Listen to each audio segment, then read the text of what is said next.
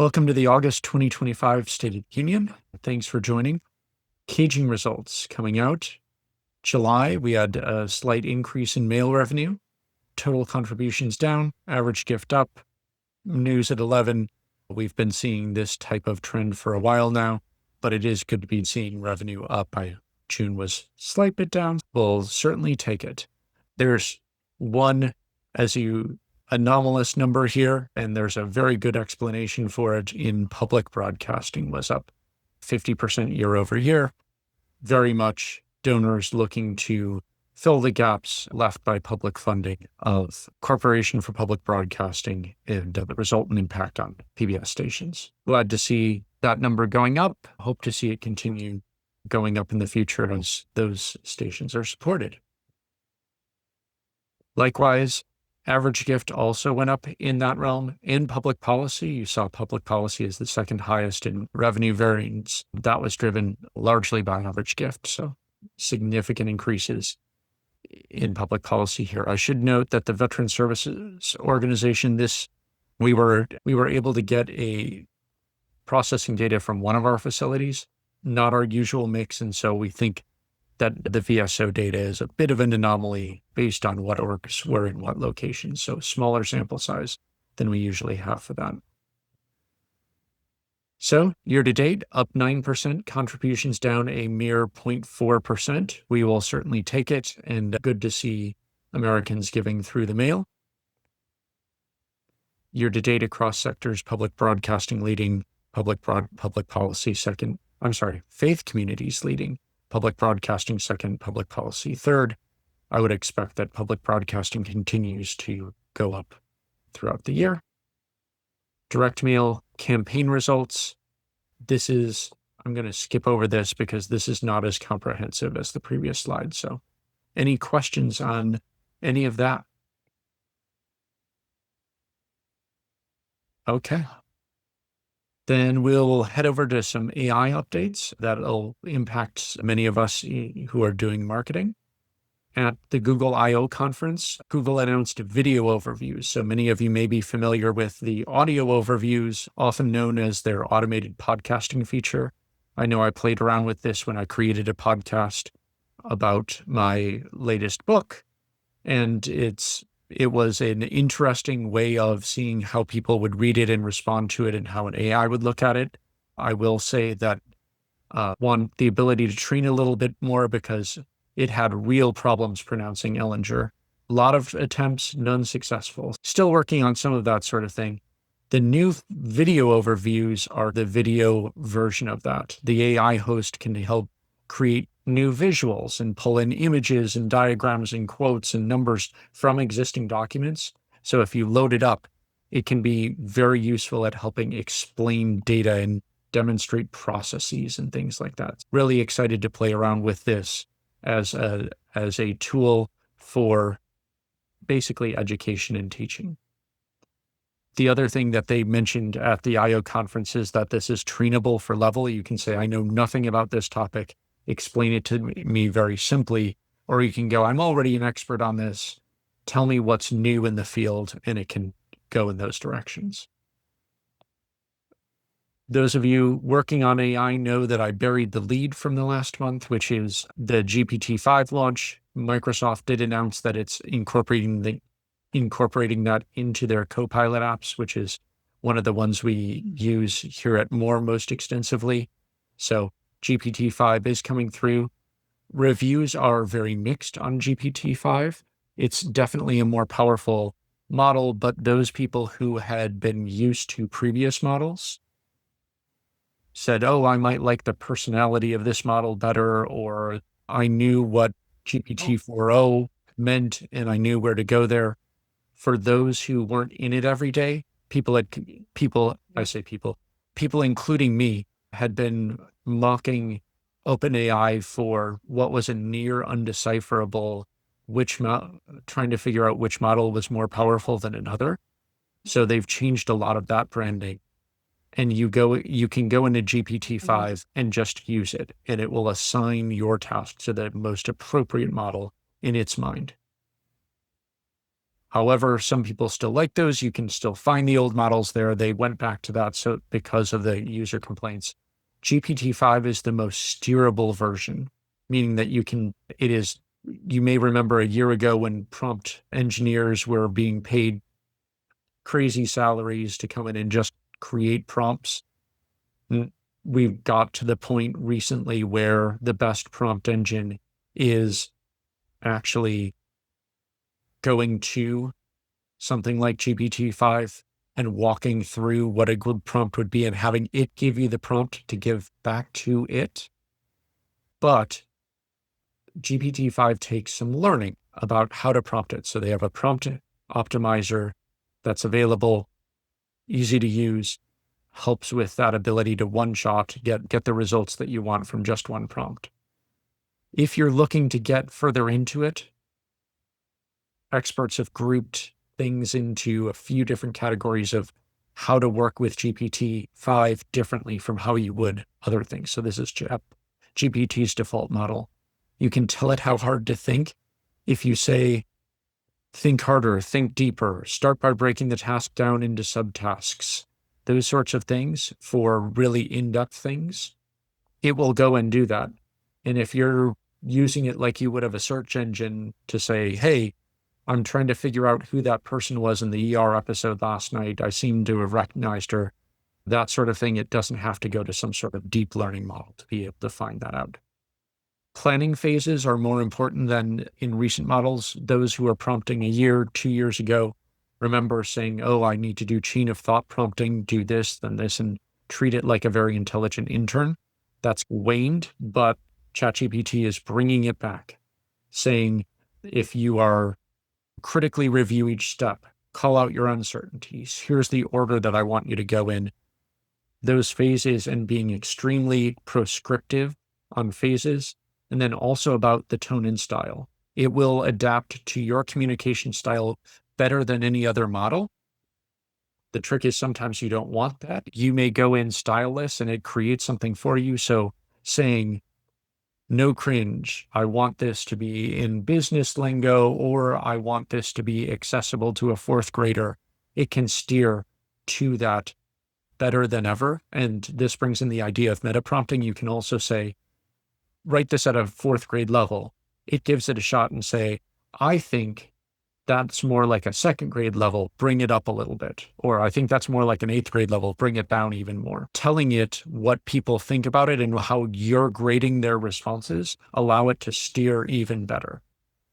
Asking it to share its thought process is another part of that type of planning phase if you're looking for that type of deep knowledge from the platform. And then finally, asking the model to iterate. So coming in and saying, here's what I'd like you to do.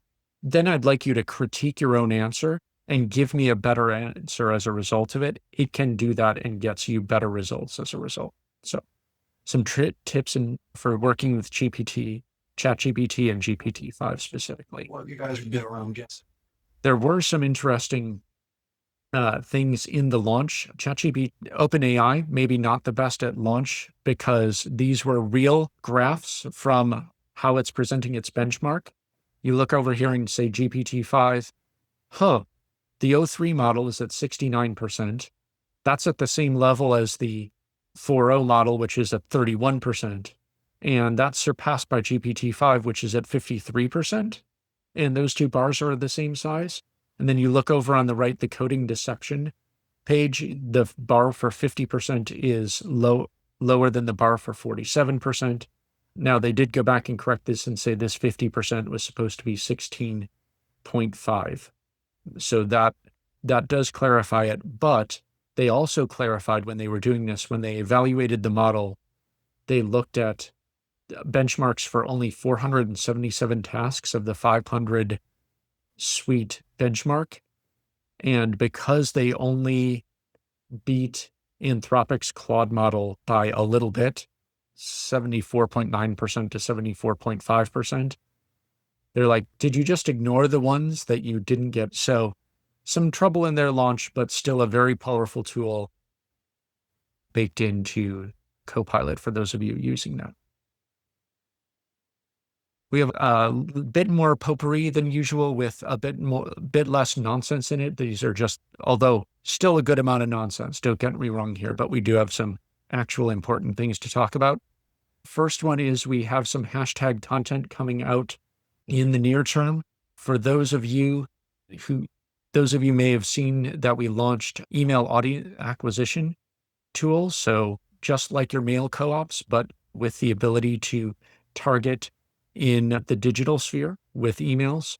That's an exciting new tool for us. And so we're doing a webinar about it next week. So our digital folks, our data folks, and then joined by Microsoft because all of this is built on their Azure platform. So they're supporting there. Hope to be able to see you there. If you saw us at Bridge or you read our emails, and I hope you do, you saw our 2024 in review report. If you haven't seen that, it's available up on our white papers page. Hopefully some good topics there. In there, there's 2024 results. There's also first half of 2025 results.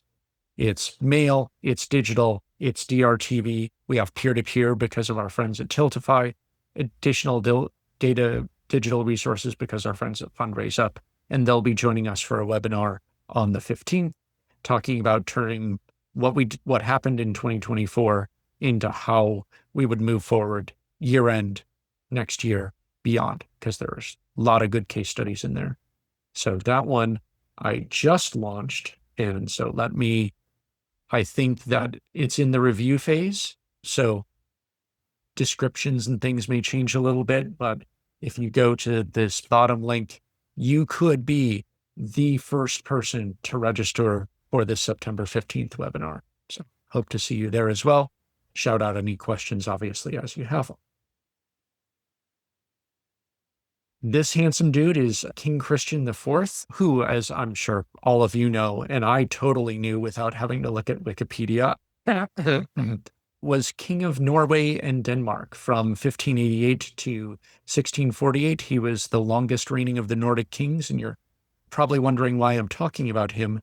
For those of us working on direct marketing, in 1624, he established PostNord, which is the Danish National Postal Service. I bring this up because 401 years later, PostNord is delivering its last letters in December. So their mail volume had dropped 90%. Ours obviously has dropped, but not to that same extent in that time, but 90% in the past 20 years. And so they said, we're closing up shop. Unlike in the US, where the Postal Service is right there in the Constitution, they shut down and they're working on parcels and parcels only. But an interesting sign from our international friends on where postal delivery is nowadays. Meta came out with its earnings, and if I'm a fan of the Stratechery blog, recommend this one if you're wondering about Meta and its earnings strategy and how it's growing and all of that. You do see this nice little spike in impressions and a corresponding spike in the velocity at which ad revenue is growing. Meta on its platforms has really opened up additional spaces for impressions. So those aren't necessarily additional people getting those impressions, but rather there are now more places that Meta is advertising to you. And I know those of you who use Meta platforms will be shocked to find out that there is additional ads going on in that realm. For those of you on the nonprofit sponsorship side of things, this one was an interesting sponsorship story in that Hellmann's Mayonnaise sponsored an actual wedding. You can see over on the left, that is a Hellmann's Mayonnaise based cake. And the Bon Appetit story is just a wonderfully written one. And I'm going to just quote one little piece of it. Tenders would be served on silver platters with white ramekins of mayo. The Viva Las Vegas Chapel, our venue, took care of the photographer and DJ. But little we had to do felt like performing a magic trick. The next day, we found Nick's suit in just 15 minutes. Days later, our guest list was set. 60 people said essentially, why, yes, we will fly to Vegas during the hottest weeks of the year to see you get married by a male mascot. No follow-up questions. And if they can get sponsorship, hopefully we all can as well. A couple of weeks ago, news broke out that there were 4 radioactive wasp nests It's found at a South Carolina nuclear facility. The contamination level was found to be greater than 10 times the total contamination value specified in federal regulations, which means that, yes, there are federal regulations on how much radioactivity your wasp nest can pick up at nuclear facilities, which does put me in mind of the next disaster movie, Netflix, Call Me. Another fun story from YouGov. We talked in our last State of the Union about how LLMs tend to pick the number 27 or 37 because it's what people randomly pick when they say pick a random number from 1 to 50. We're not that good at picking a random number between 1 and 10 either. 7 is our most popular, 1 is our least popular. So you can benefit from that. And you can benefit with a double-tailed coin. Don't use a double-head coin because people will tend to pick heads. And then finally, if you're thinking rock, paper, scissors, shoot, I would definitely go with your paper here because rock is your most picked.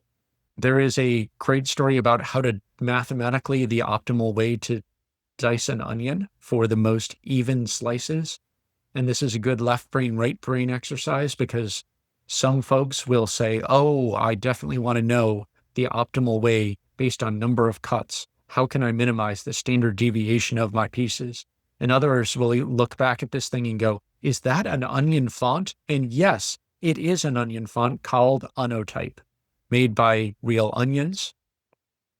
Indian police arrested a man running a bogus embassy from essentially his house, fake diplomatic plates. He duped people for money, promising overseas employment, and said that he was representing countries like Seborgia and West Antarctica. West Arctica. And it's a good reminder that we have always been at war with us, West Arctica.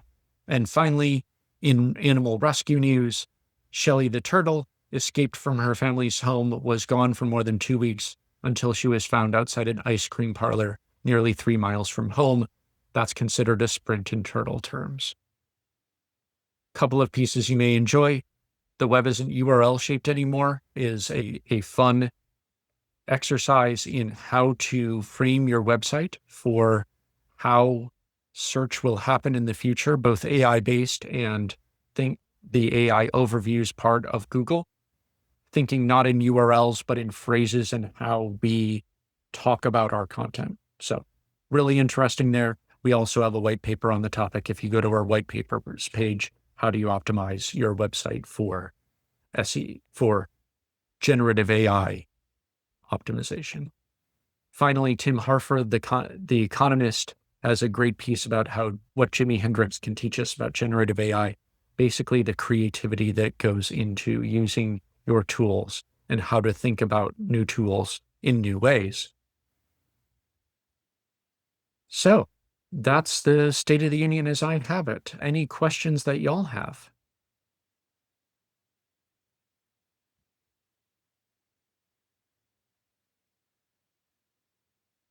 Reach out if you do have any questions. I am, as ever, at nellinger@wearemore.com. That's more with 2 O's. And looking for questions you have, topics for future States of the Union so that we can be more helpful to you. Hope to see you at upcoming webinars, white papers, all of that good stuff. And have a great day. Thank you so much for your time.